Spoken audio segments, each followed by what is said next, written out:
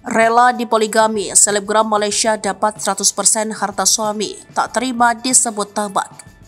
Aisyah Hijana mendapat 100% harta kekayaan milik suaminya Alif Tega.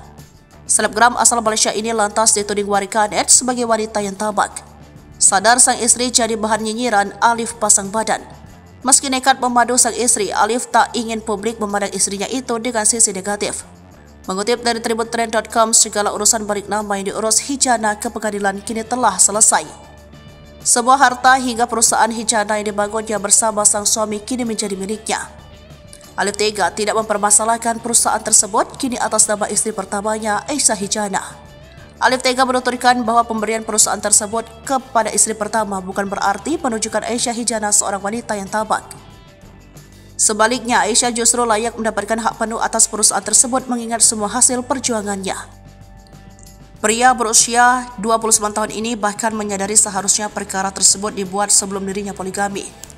Ditanya mengenai pembagian harta untuk istri kedua yang disebut bernama Fatin, Alif menuturkan bahwa sudah ada bagiannya sendiri.